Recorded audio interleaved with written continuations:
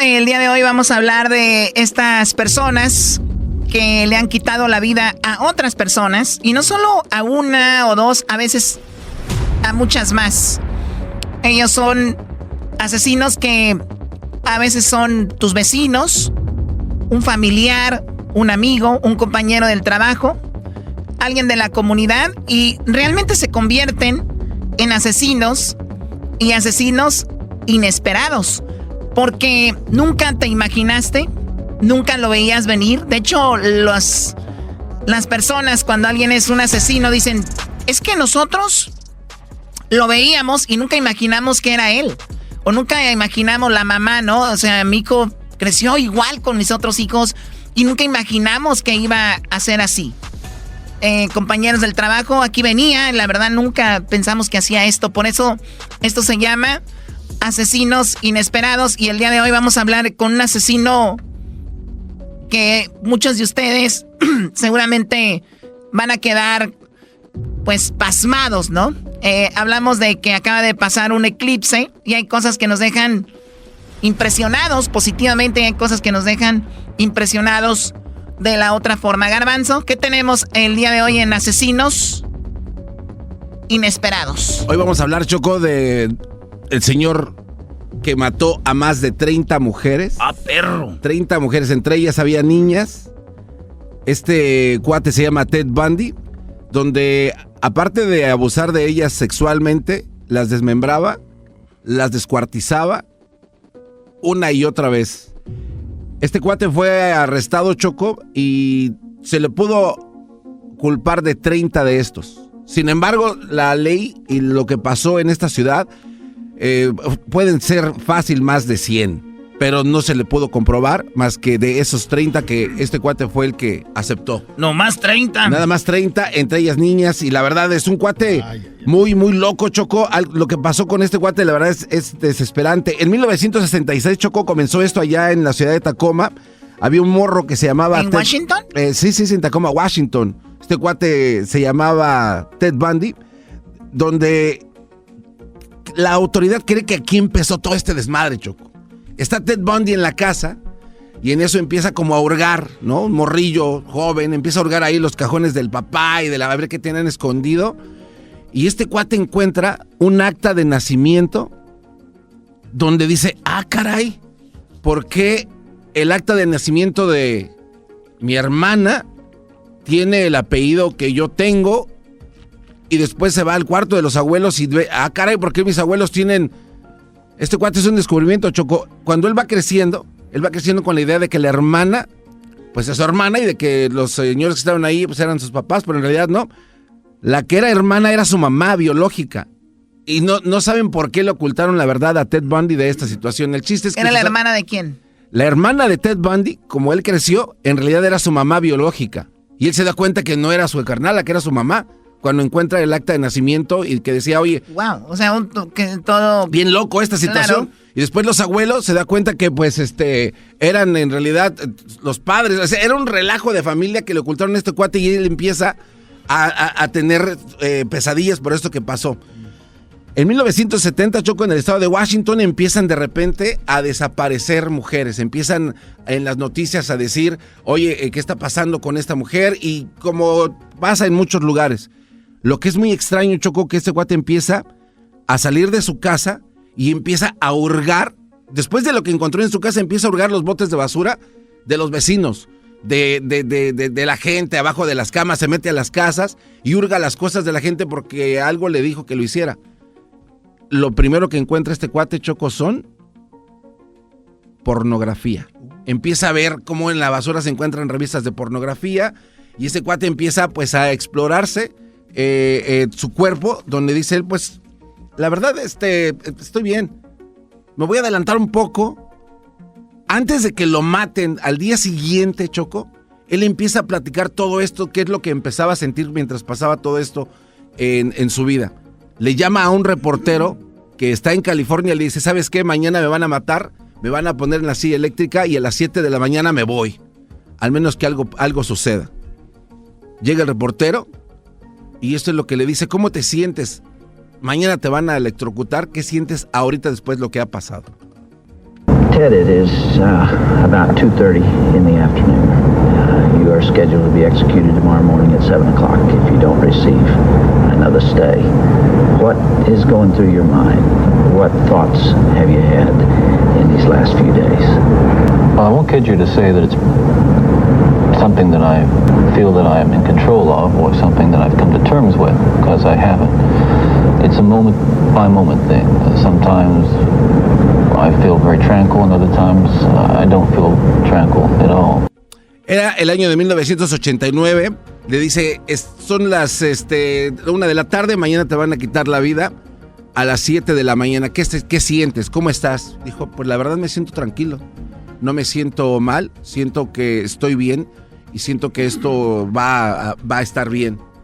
¿Por qué me adelanté, Choco, a este momento? Es importante entender la manera que este cuate pensaba. Él dice que todo su problema empezó cuando empezó a ver cosas de pornografía. Dice que él empezaba a ir a la tienda y en los anaqueles de las tiendas donde hay revistas veía pues las revistas normales donde a las mujeres se les veía un poco el escote y empezaba él a tener imaginaciones.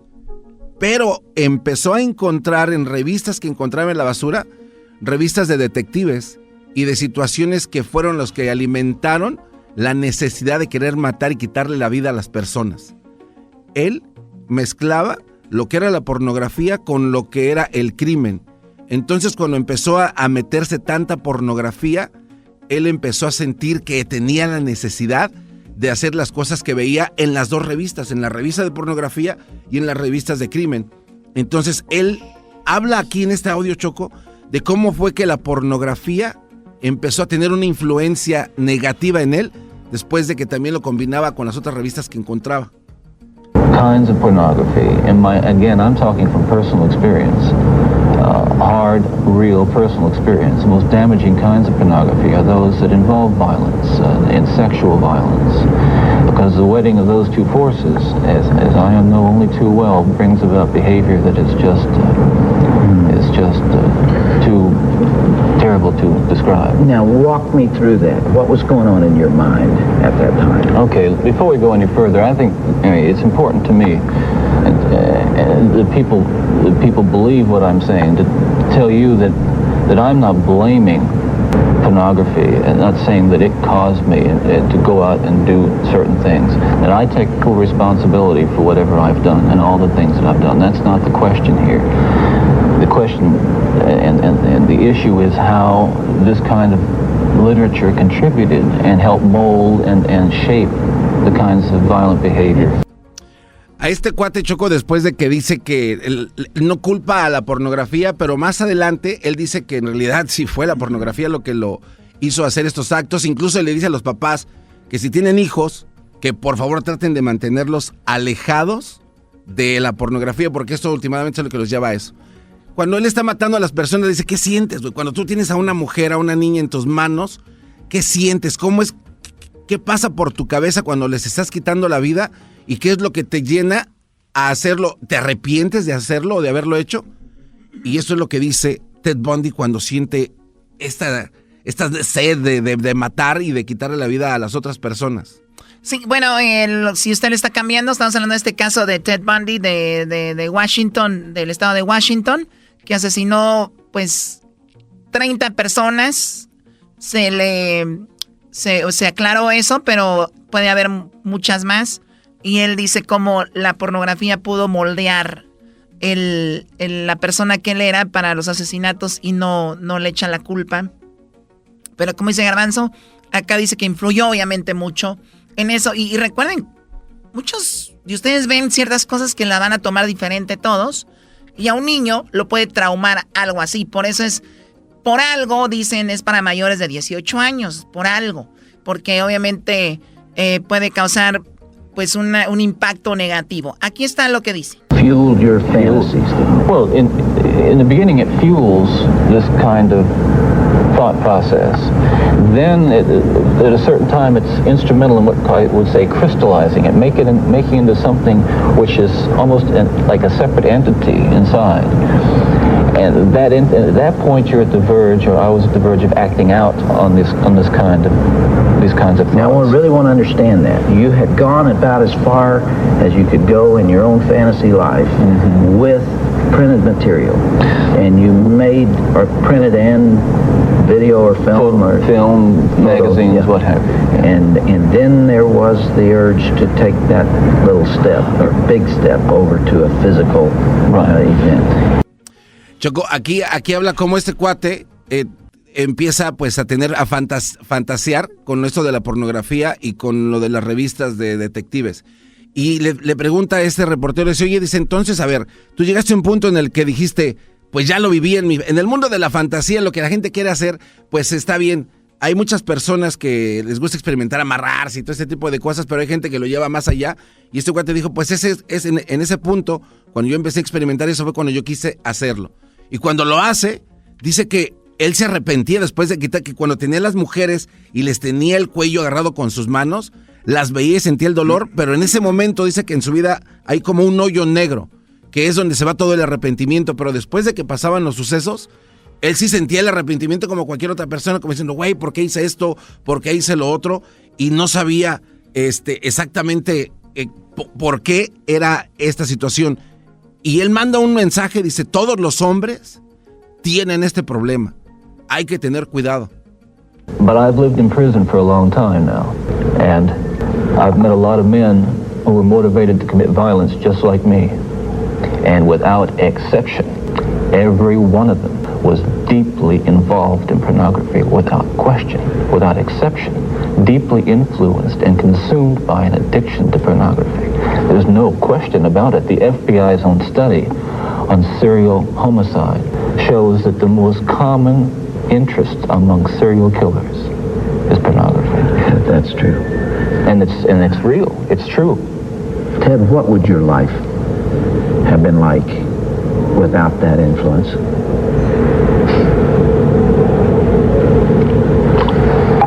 You can only speculate. Yeah. Well, I know it would have been far better, not just for me, and excuse me for being so self-centered here. It would have been a lot better for me and lots of other people. I know that, lots of other innocent people, victims and families. Ahí le pregunta, es muy importante esto, Choco, porque le dice, ¿qué hubiera pasado, Ted, si tú nunca te hubieras atravesado con ese tipo de pornografía? Y recuerda que todo empezó desde que empezó a hurgar. No, pero a mí me llama más la atención que diga que todos los hombres tienen este problema sin excepción, todos. Sí, y cuando dice eso, veo que el diablito mueve la cabeza y dice que sí, o sea, como, yeah, that's true. No he dicho nada, no. O sea, me llama la atención, estás muy como pensativo, estás escuchando esto y luego dice él eso y tú así como, yeah, it's right. Es que ¿estás bien? No, bien, es terrorista. ¿Cómo es? Es scary, o sea, de saber que hay muchos hombres que piensan como él, especialmente en el día de hoy, donde hay tanto libertad en las redes sociales y todo eso, y agarran ideas estos señores, y por eso estoy como que en shock, o sea, que esto siga pasando. De hecho, el otro día se tomaba ese tema aquí, Chocó, creo que fue del aire, donde uno de nosotros, creo que fue el Doggy, que le revisa los teléfonos a sus hijos. O sea, tienes que estar clavado a ver qué están viendo. ¿Cuántos hijos tienes, Doggy? Bueno, pues, Choco. Pero bueno, es el garbanzo. El punto, hablo en términos generales, Choco. El punto es de que hay padres que sí tienen esa responsabilidad, lo que dijo Diablito, de ver qué están viendo sus hijos, porque puede ser el inicio de algo. No sé qué tan mala sea la pornografía. Sabemos que sí te lleva a lugares gachos, dijo la señora, pero no tanto, o sea, como este cuate lo está diciendo. Es la primera vez que yo veo donde alguien, o un asesino que dice que todo lo que hizo fue por esta influencia de la pornografía. Sí, pero ahorita la gente va a decir que no, porque ellos vieron pornografía, su primo vio, su hermana vio, entonces como que lo toman como que nada, es puro pedo. Entonces no sabemos quién lo puede tomar de otra manera, por eso es importante que todo en su momento. Después aquí, Chocó, él habla de que después de que lo hizo y hace cuenta que él cumplía su fantasía, pero en vida propia, después de lo que veía. Y después dijo, y después me gustaba, ya le empecé a perder el miedito. Y aquí dice cómo fue que él empezó a gustarle hacer esto. Well, by desensitization, I describe it in specific terms, is that each time I'd harm someone, each time I'd kill someone to be an enormous amount, especially at first, enormous amount of horror, guilt, remorse afterwards. But then that impulse to do it again would come back even stronger. Now, believe me, the unique thing about how this worked, Dr. Dobson, is that I still felt in my regular life the full range of guilt and remorse about other things, regret and... But you had this compartmentalized... This compartmentalized, very well-focused, very sharply focused area where it was like a black hole. It was like like a crack, and everything that fell into that crack just disappeared. Does that make sense? Yeah, it does.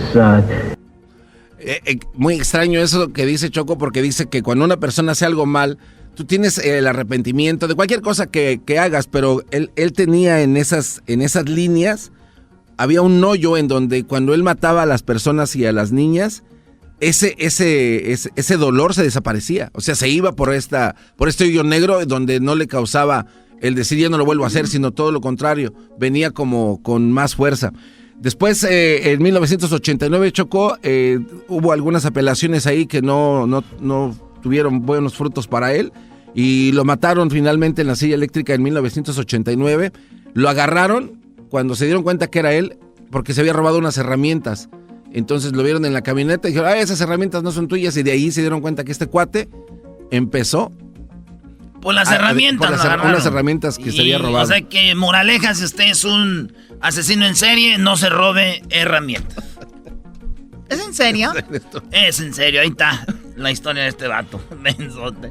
Pero un tema interesante, Choco, eso de la pornografía. Yo nunca había escuchado que eso llevara a alguien a hacer tanto crimen tan horrible como este cuate. Muy bien, bueno. Asesinos inesperados aquí en el Chandrán de la Chocolata.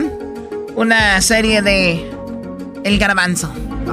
Perro, Garbanzo. Bueno, ya regresamos con más aquí en el show de Erasmo y la Chocolata.